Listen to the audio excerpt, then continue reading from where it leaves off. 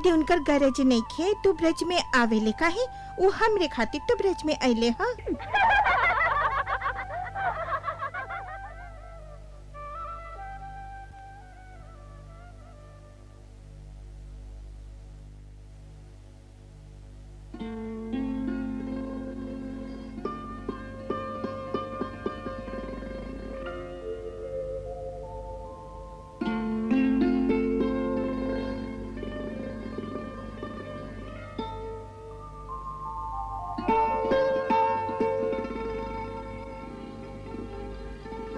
राधा, अरे कहाँ चलो राधा? हम तोहरे खातिर तो आयल हैं। बंसुरी सुनावे, सुनबू ना?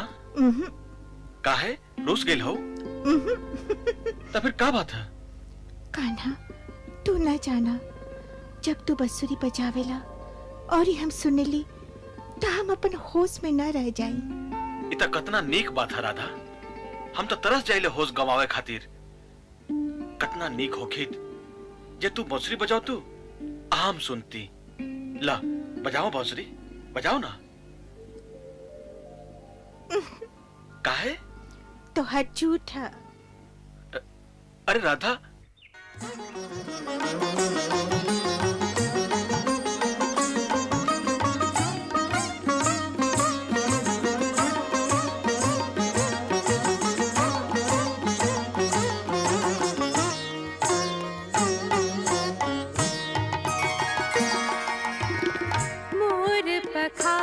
सिर ऊपर राखी हाँ, गूंज की माल गरे पहिरोंगी। मोर पखा सिर ऊपर राखी हाँ, गूंज की माल गरे पहिरोंगी। ओढ़ी पीतांबर लैल कुटी, बन गावत गोधन संग फिरोंगी।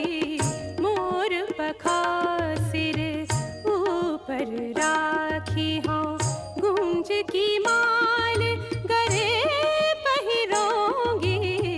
मोर पखा सिर ऊपर राखी हाँ।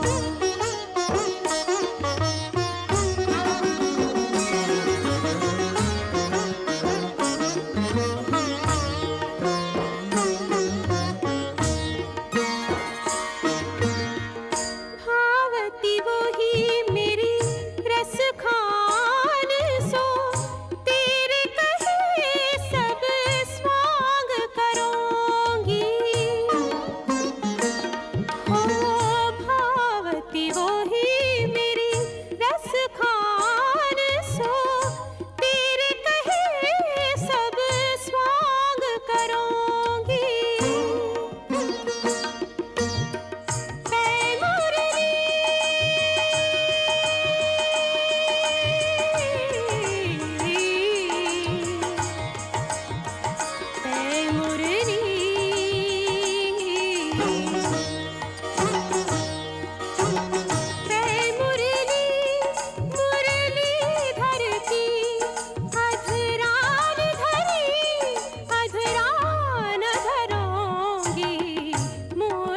खा